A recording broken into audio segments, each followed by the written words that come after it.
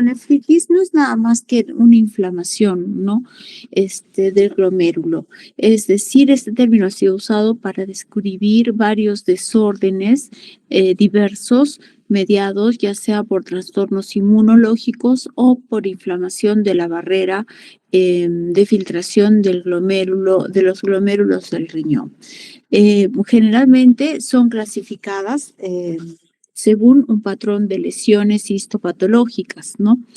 Estos patrones se van a alinear según diversos mecanismos patológicos, es decir, no van a responder a una terapia óptima, puesto que son varios mecanismos patológicos que van a desencadenar la enfermedad glomerular. Sin embargo, nosotros tenemos signos y síntomas característicos de diagnóstico de la glomerulonefritis, ¿no?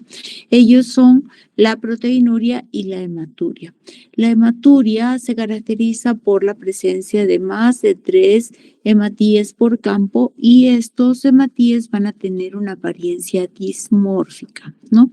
Según el porcentaje que nos informa, es que nosotros podemos pensar que es una hematuria dismórfica o una hematuria de las vías urinarias, ¿no? Si la hematuria es dismórfica, nos habla de una patología glomerular, ¿no es cierto? En más de 70% es una patología glomerular. Si es que fuera la inversa, la mayor parte, es decir, 70% de pacientes que cursan con glóbulos rojos normales, entonces hablamos de una patología de las vías urinarias, ¿no? Muy bien. Entonces, se ha propuesto de un tiempo a esta parte, ustedes saben que la medicina pues no es absoluta, no hará hace unos, sí, un año aproximadamente, es que se clasificaban las glomerulonefritis según la etiología, es decir, glomerulonefritis primarias o secundarias. Dependiendo de las glomerulonefritis secundarias, sí se presentaban bajo el contexto de una enfermedad sistémica mayor, como por ejemplo enfermedades autoinmunitarias como el lupus, como las vasculitis, ¿no es cierto? Enfermedades virales como la hepatitis B, hepatitis C, HIV, ¿no es cierto? O si se trataba de una gamapatía monoclonal, ¿no?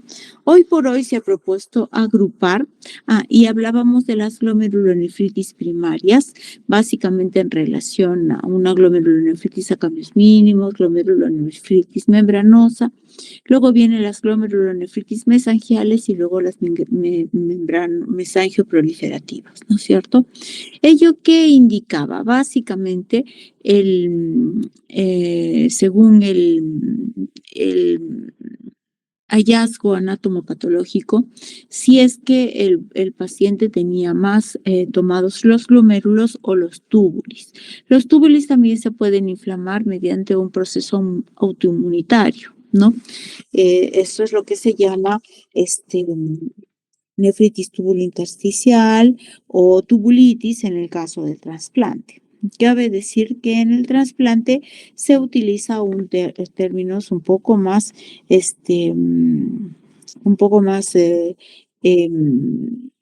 diferentes para poder diferenciar la glomerulonefritis del trasplante, que vendría a ser una glomerulonefritis autoinmune, a las glomerulonefritis autoinmunes, ¿no?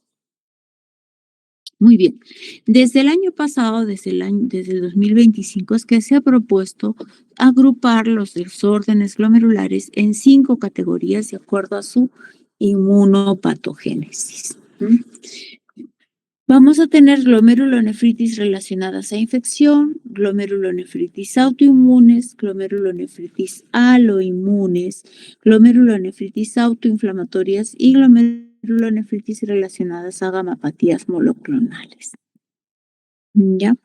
¿Hasta ahí está comprendido? Chicos. Sí. Sí, muy bien. Entonces, este nuevo enfoque que se ha dado para agrupar los desórdenes glomerulares tiene un único objetivo, y su objetivo es el enfoque terapéutico.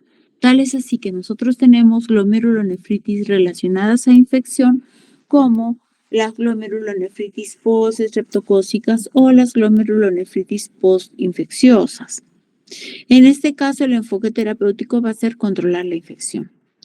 ¿Cómo se daña el glomérulo? Por la formación de complejos antígeno-anticuerpo en relación a una infección aguda de gran severidad, ¿no?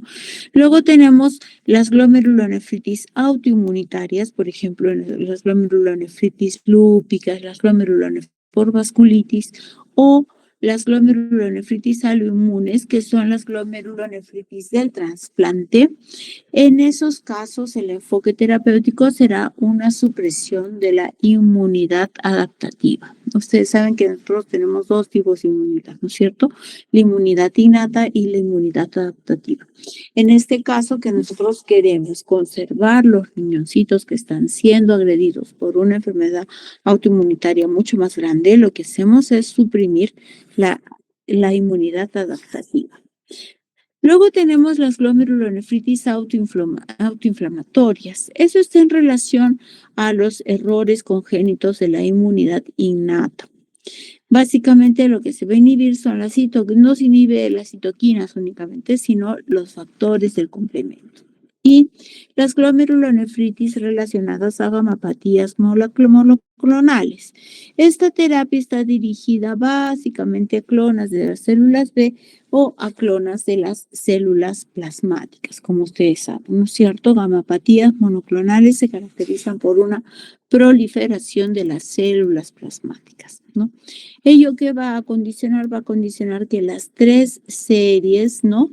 De células sanguíneas se van a ver depletadas. Es decir, un paciente que tiene comprometido la médula ósea con formación de clonas de células plasmáticas, entonces es un paciente que va a estar con mayor cantidad de proteinuria. La cantidad de proteinuria nosotros la determinamos mediante inmunofijación o mediante la electroforesis de proteínas, ¿no es cierto? Y entonces el tratamiento nosotros podemos ahí inferir que se trata de una gamapatía monoclonal, ¿no? El tratamiento va a ser dirigido a disminuir las clonas de las células B o las clonas de las células plasmáticas, condicionando relativamente mejoría. Bueno, ese es el glomérulo, ¿no es cierto? Aquí nosotros encontramos una arteriola aferente y una arteriola eferente, ¿no es cierto? La mácula densa, que no son nada más que células especializadas que conforman este órgano, que es un órgano de sensor de estados hemodinámicos. Es decir, si la mácula densa detecta que el paciente está con hipovolemia, entonces lo que va a hacer es liberar renina. ¿Y para qué va a liberar renina? Para que la renina actúe en forma inmediata en el sistema renina-angiotensina-aldosterona, condicionando la vasoconstricción y obviamente la elevación de la presión arterial. Son órganos sensores, ¿no es cierto? Muy bien. Y son las células más especializadas de todo el glomérulo, ¿no? Las nefrones. Luego, ¿cómo nosotros vamos a interpretar histológicamente los patrones de las glomerulonefritis? Nosotros tenemos estructuras injuriadas, ¿no es cierto? Estos son los podocitos, estos son los procesos en pie. Esto es la formación del endotelio, las células podocitarias y los podocitos en pie. Y por aquí tenemos la membrana de las células endoteliales, ¿no es cierto? Entonces es probable que ellas se puedan afectar este tipo de estructuras. Entonces tenemos en el glomérulo, tenemos podocitos, tenemos hendiduras de las uniones interpodocitarias, tenemos células mesangiales. Aquí están las células mesangiales, ¿no es cierto?, que suelen inflamarse, comprometerse, reproducirse en mayor intensidad, etcétera, ¿no? Luego tenemos las células mesangiales y los podocitos, tenemos las células endoteliales, las vénulas, las arteriolas, ¿no? La membrana basal glomerular y todas las estructuras, ¿no? Entonces, dependiendo de la estructura que se afecta, nosotros vamos a tener el patrón de lesión anatomopatológico, ¿no es cierto? ¿Hasta ahí estamos bien? Chicos, ya. Entonces, el patrón histopatológico, nosotros tenemos podocitos, cuando la estructura principal afectada son los podocitos, lo que vamos a tener es glomerulosclerosis focal y segmentaria colapsante. Por ejemplo, vean, esta glomerulosclerosis focal y segmentaria colapsante tiene una actividad inmunológica alta, ¿no? Y en relación a la cronicidad es una glomerulonefritis aguda. Entonces, esta glomerulosclerosis focal y segmentaria colapsante con una actividad inmunológica alta se espera que responda a tratamiento inmunosupresor, ¿no es cierto? Entonces, si nosotros tenemos una glomerulosclerosis focal y segmentaria, también la estructura afectada son los podocitos, sin embargo, la actividad inmunológica es baja, lo que vamos a encontrar es que el paciente tenga una glomerulonefritis subaguda y por más que nosotros le doblemos la dosis, ya no vamos a poder regresionar el daño de los podocitos, ¿no? Lo mismo ocurre con la glomerulonefritis membranosa, ¿no es cierto? La estructura injuriada son los podocitos, la actividad inmunológica intermedia y muchos van a la cronicidad. ¿Ya? La enfermedad de cambios mínimos lo que va a afectar son las uniones interpodocitarias, ya no son los podocitos, son las uniones interpodocitarias, ¿no? La actividad inmunológica suele ser variable, ¿no? Y bueno, no es crónica, es aguda. Y aquí, ¿por qué hablamos de actividad inmunológica variable? Porque tenemos enfermedad a cambios mínimos relacionados a una patología inmunológica, como por ejemplo el lupus, ¿no? La nefritis lúpica clase 1 es una glomerulonefritis a cambios mínimos. Y tenemos las glomerulonefritis primarias, ¿no? A cambios mínimos primarias. Por eso es que la actividad inmunológica es variable. Esta enfermedad a cambios mínimos primaria, ¿no? También va a afectar las estructuras podocitarias, pero generalmente está en relación a alteración de algún gen, ¿no es cierto? La actividad inmunológica va a ser variable y la cronicidad va a ser, es agudo, ¿no? También tenemos otras estructuras ya de lesión. Por ejemplo, vamos a encontrar mesangiolisis, ¿no es cierto? Es inflamación de las células del mesangio, ¿no es cierto? La mesangiolisis, obviamente la estructura injuriada van a ser las células mesangiales y tiene una actividad inmunológica alta, ¿no es cierto? Entonces, de todo ello, así como también tenemos las glomerulonefritis membrano-proliferativas, la mesangio-proliferativas, ¿no es cierto?, que tienen actividad inmunológica intermedia y variable respectivamente, ¿no? Entonces, ellas, las que tienen actividad inmunológica alta, por ejemplo, y intermedia, podría decirles yo, son las que van a responder a la inmunosupresión. Entonces, no todas las glomerulonefritis van a responder a la inmunosupresión, ¿no? Las glomerulonefritis necrotizantes van a afectar las células endoteliales, la actividad inmunológica es intermedia, probablemente no responda muy bien a la inmunosupresión, ¿no? Las glomerulonefritis endocapilares iguales. Las vasculitis de pequeños vasos son enfermedades inmunológicas, van a afectar vénulas y arteriolas. En ningún momento dice que estas vasculitis afectan el tejido conectivo ni las articulaciones. Dice vénulas y arteriolas a nivel del glomérulo y la actividad inmunológica es alta. De tal manera que si ustedes no dan un buen tratamiento para una vasculitis, obviamente lo que vamos a tener es una glomerulonefritis crónica y obviamente estamos condenando al paciente a diálisis. ¿ya? Las hialinosis vasculares, estas no tienen actividad inmunológica, también afectan arteriolas y vénulas, de tal manera que así nosotros pulsemos a esos pacientes que tienen gran cantidad de hialinosis vascular, no vamos a encontrar mayor, mayor progreso. Igual las glomerulonefritis crescénticas también afectan la membrana basal glomerular y tienen actividad inmunológica alta, ¿no? Generalmente las celulares van a responder muy bien a los pulsos, las otras no.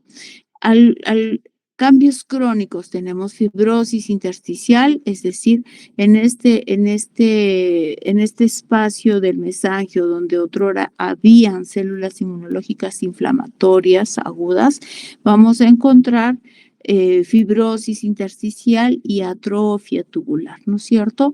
En esta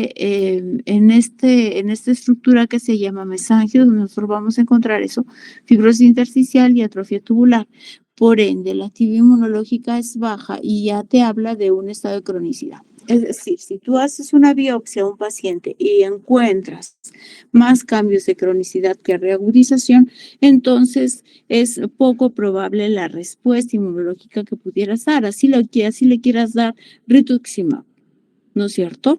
Entonces, esto es terreno de los nefrólogos, no de los reumatólogos. Pero, ¿qué les puedo decir, chicos? ¿Ya? Inmunotipificación para la clasificación de los pacientes con glomerulonefritis. Primero, determinar qué signos y síntomas tenemos de la injuria glomerular. En este contexto, ver cuáles son la historia de las manifestaciones extrarrenales, ya sea de infección o ya sea de actividad inmunológica. Entonces, aparte de indagar lo que es la proteinuria y la hematuria, nosotros tenemos que indagar algún otro síntoma o signo de manifestación extrarrenal. Por ejemplo, insuficiencia respiratoria, tos con hemoptisis, vamos a encontrar si el paciente tiene no infección, sino inflamación, ¿no? Alteraciones en piel, si tiene dolor articular, etcétera, ¿no? Si tiene el famoso eritema malar, ¿no?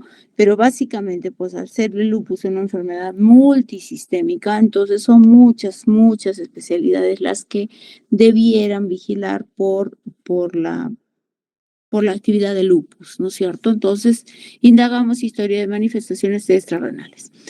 Para corroborar nuestra sospecha clínica, nosotros solicitamos exámenes sanguíneos para determinar leucopenia, anemia, algunas proteínas de fase aguda, niveles de inmunoglobulina, el complemento para ver cómo están, ¿no es cierto?, de las glomerulonefritis secundarias. Las que presentan complementemia y hipocomplementemia son el lupus y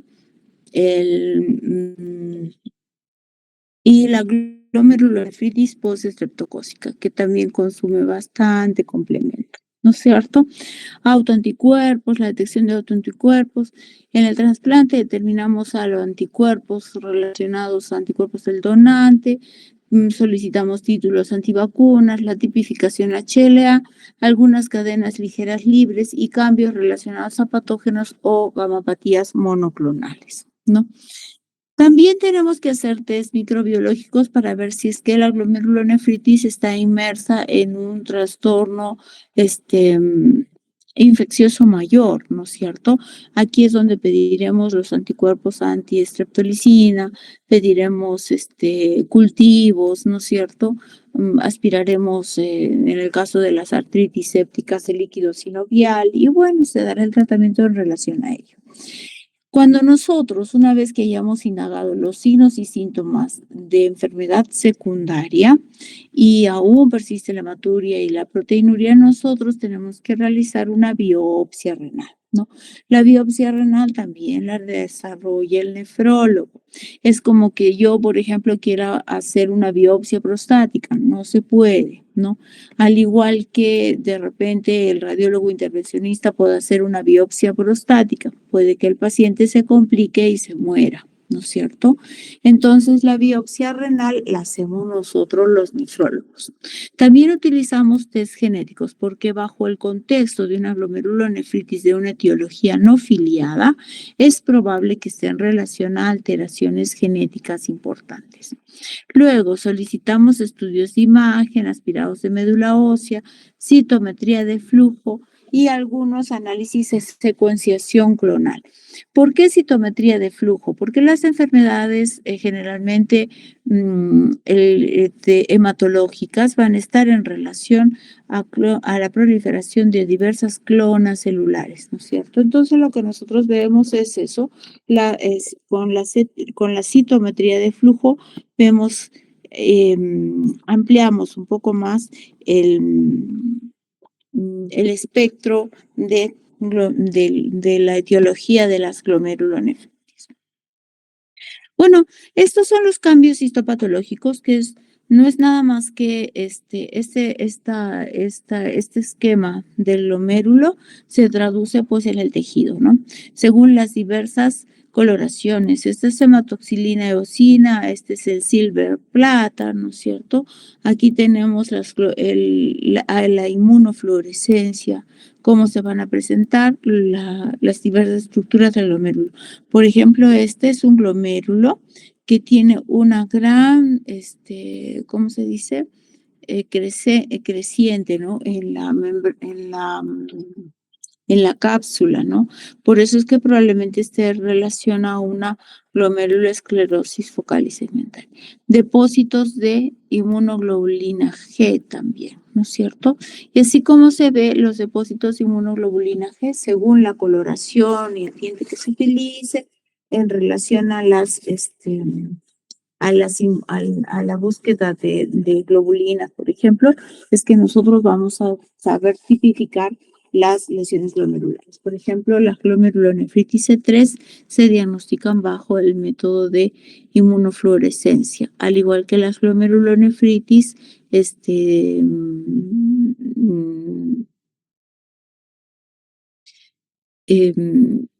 ¿cuáles son las post-estreptocócicas? Donde vamos a encontrar gran cantidad de precipitado del complemento, ¿no es cierto? Las post-estreptocócicas. Muy bien. Y aquí tenemos las categorías de las glomerulonefritis y algunos ejemplos de sus subtipos.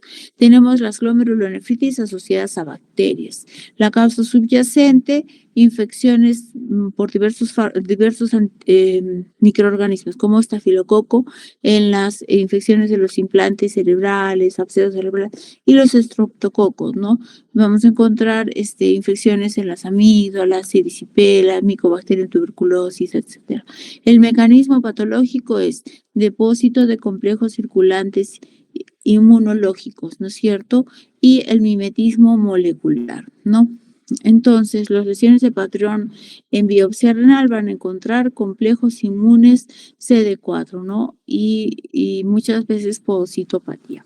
Las glomerulonefritis asociada a virus. Tenemos estos virus muy importantes, ¿no? El virus del HIV, el virus de la mononucleosis, virus de Epstein-Barr, el virus de la hepatitis B, C, el virus del SARS-CoV. Y bueno, estos van a presentar depósito de complejos circulantes inmunes y también mimetismo molecular, ¿no? Las glomerulonefritis asociadas a parásitos. El parásito más relacionado a este tipo de compromiso es el Plasmodium malariae, ¿no? ¿Qué es lo que vamos a encontrar? Depósito de complejos circulantes inmunológicos, ¿no? Muy bien.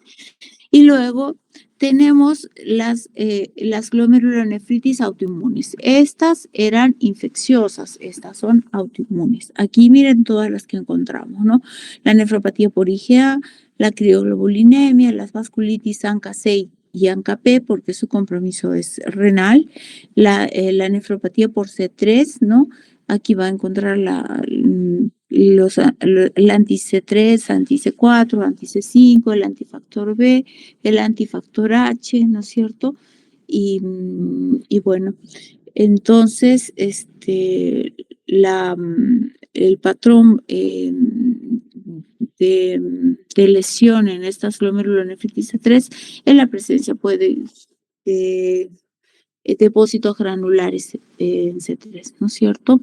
La nefritis lúpica también tiene etiología autoinmune, glomerulonefritis antimembrana basal glomerular de igual manera, y el síndrome nefrótico esteroido sensible. ¿Por qué? Porque probablemente este síndrome nefrótico esteroido sensible haya sido condicionado por alguna infección, por algún estado autoinmune, ¿no? Y la glomerulonefritis primaria en última instancia, aquí vemos la detección del anticuerpo antiplado CR, ¿no? Que es el receptor.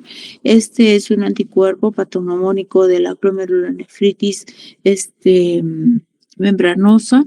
Y luego tenemos otros anticuerpos también para determinar si esa glomerulonefritis membranosa es primaria o es secundaria. ¿Ya?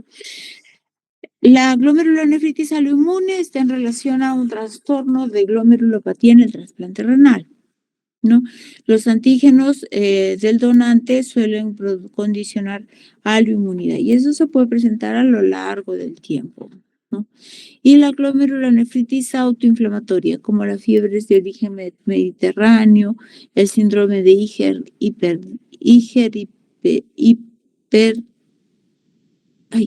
síndrome hiper-IgD, ¿no?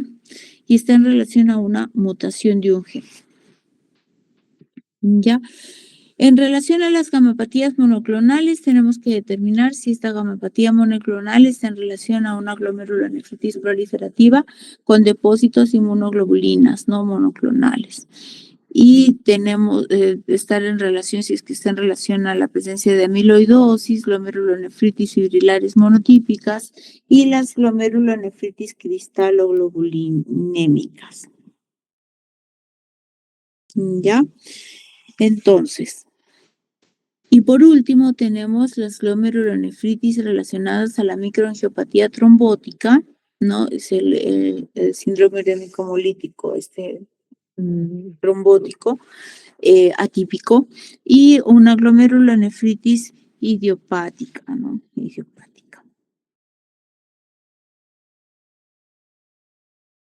¿Ya? Este esquema simplificado de patogénesis nos sirve para que nosotros podamos determinar, ¿no? Básicamente, cuáles son las 5 categorías de las glomerulonefritis y sus mecanismos histopatológicos. Es un esquema bien bonito de patogenia, ¿no es cierto? Y de cómo se produce proteinuria y hematuria en cada una de las glomerulonefritis ya descritas, ¿no es cierto?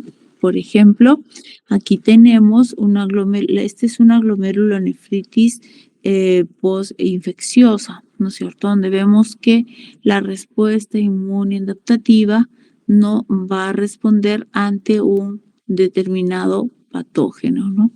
Aquí tenemos la glomerulonefritis autoinmune, ¿no es cierto? Donde vemos que el desencadenante lo que va a condicionar es que se presenten anticuerpos pasivos circulantes IgG, ¿no es cierto? Y en relación a la glomerulonefritis aloinmunológica, este está en relación a los anticuerpos donantes específicos. Las glomerulonefritis autoinmunitaria, diferentes enfermedades. Puede ser que sea el primer signo de alarma para alguna enfermedad sistémica también. Y por último, la glomerulonefritis relacionadas a la gamapatía monoclonal. ¿Ya? Entonces, los medicamentos que nosotros usamos tienen un sitio primario de acción, no en uso en algunas glomerulonefritis, ¿no es cierto? Dependiendo de la causa. Por ejemplo, en pacientes que los glucocorticoides, ¿no? Que van a actuar sobre todos estos receptores, ¿no es cierto? De la célula dendrítica, evitando que se produzca mayor cantidad de células inflamatorias de citoquinas, ¿no es cierto? El antagonista de citoquinas y de los inhibidores JAK, no, así como los antagonistas del SIK. Ahora, esto es el mecanismo de acción de la gluconeogénesis y cuáles son, perdón, de la glucosa, los glucocorticoides y cuáles son los anticuerpos bloqueados, ¿no? Tenemos también los inhibidores de calcineurina, que son drogas antimetabolitos, la ciclofosfamida también aquí, ¿no? Porque la medicina ha evolucionado, ¿no es cierto? Era imposible que nos querramos quedar con una medicina del pasado, ¿no es cierto? Entonces, la glomerulonefritis, los inhibidores de calcineurina básicamente van a actuar tienen el mismo mecanismo de acción sobre los receptores de las células B y de las células T naive. Tenemos ahí las drogas antimetabolitos y la ciclofosfamida, ¿no es cierto? El medicamento de elección, el anti-CD20, que es ¿cómo se llama?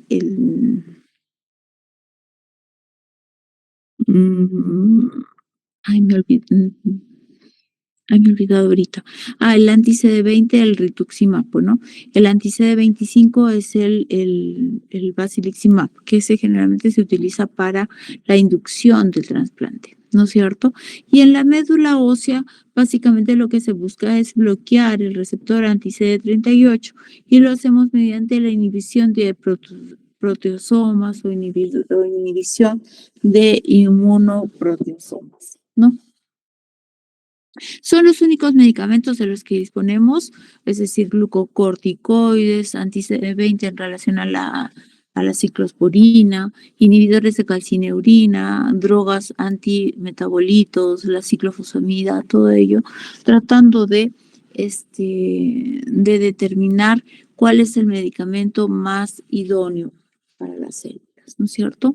Muy bien. Entonces, aparte de que nosotros tenemos que usar el medicamento adecuado en un diagnóstico adecuado, nosotros tenemos que también valorar, es como una clase general, tendríamos que valorar cada glomerulonefritis según la patología, ¿no? Entonces, les repito lo que les he dicho a sus compañeros anteriormente, o sea, lo que hasta aquí la charla es como para que ustedes la puedan estudiar, la puedan determinar, ¿no? Lo que sigue es lo que sí deberían leerlo al menos, no lo pido yo en la clase teórico, en la clase, ¿cómo se dice? En la clase de hierro en sí, ¿no? Que sí lo dejan, pero algunos no. Entonces, la glomerulonefritis secundaria al lupus, por ejemplo, tiene etiología que no va a, que va a permanecer de modo definido y van a existir ciertos factores genéticos, hormonales y medioambientales que van a influir en el curso y en la severidad de la enfermedad. Básicamente están los procesos neurológicos, ¿no es cierto? Y en relación a a la Asociación Genética de Lupus, ya se encontró cerca de 20 losis diferentes que cualifican justo para una sola persona, ¿no es cierto? Entonces es importante tener en cuenta cuál es el mecanismo fisiopatológico de la enfermedad. La prevalencia, la edad, la presentación y la mortalidad van a variar según se diagnostique o no el sol, ¿no? Muy bien. Ahora, siempre y cuando se diagnostiquen, ¿no? La mortalidad varía en el lupus eritematoso sistémico dependiendo del órgano que afecta, ¿no es cierto? Entonces, sabemos que la luz solar es un gatillante de actividad de enfermedad, puesto que la luz solar es la que va a transmitir la radiación ultravioleta, ¿no es cierto? Ello no va a dejar evolucionar bien al paciente. Por eso es que una de nuestras recomendaciones básicas es usar sombrero y usar bloqueador, ¿no? Porque sabemos que se va a activar y puede comprometer otras cosas, ¿no es cierto? Ahora, este es un esquema muy bonito que habla desde la epidemiología, la fisiopatología, el manejo, la calidad de vida y eso es muy importante, ¿no? Que esté valorándose en este Perú. Ya, esta es la nefritis lúpica. ¿no? La nefritis lúpica, para que ustedes la puedan leer, ¿no? Cuáles son los mecanismos de nefritis, cuál es el manejo, ¿no? Y qué se espera a futuro. Si bien es cierto, yo les digo a los pacientitos, nunca salen de la enfermedad renal. Entonces, de esa manera ellos ya se hacen a la idea de que no vamos a bajarles más, ¿no? Entonces, este es un esquema muy importante que nos habla sobre incluso el manejo de la nefritis lúpica, ya que difiere mucho el manejo de una nefritis lúpica clase 1 a una glomerulonefritis clase 5, ¿no? Entonces, chicos, hasta ahí, ¿alguna duda? Ahí, ¿están? No están.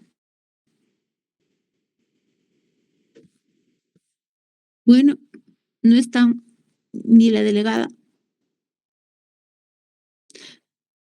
Bueno, entonces hemos complementado ya la clase de glomerulonefritis secundaria, porque, o primaria, ¿no? Glomerulonefritis se llama así, porque lo que sigue después son una descripción breve de cada glomerulonefritis, ¿no? No las tomo en el examen, sin embargo, es importante porque que ustedes lo sepan para hacer un adecuado diagnóstico. ¿Están ahí, chicos? Yo creo que han tenido un día muy agotador. Entonces yo le voy a pasar a la delegada porque siempre lo hago. Esta clase de por sí es bastante larga, creo que ya hemos completado nuestro tiempo, pero se la voy a pasar para que ustedes la puedan leer. Tampoco lo suelo pedir en el examen, la verdad. La primera parte sí, hasta donde hemos llegado, ¿no? Sí, pero el resto no lo suelo pedir, pero sí es importante que ustedes lo lean porque les va a servir bastante como método de diagnóstico de las glomerulonefritis. ¿Ya? ¿Dónde está la delegada? Elizabeth, tú eres la delegada, ¿verdad? Sí, está. Ya. Entonces, mira, 21:40 ya es, 1 hora 40 minutos estamos hablando. Entonces, o bien descansamos o bien me haces un espacito mañana para la clase de electrolitos, que es también larga.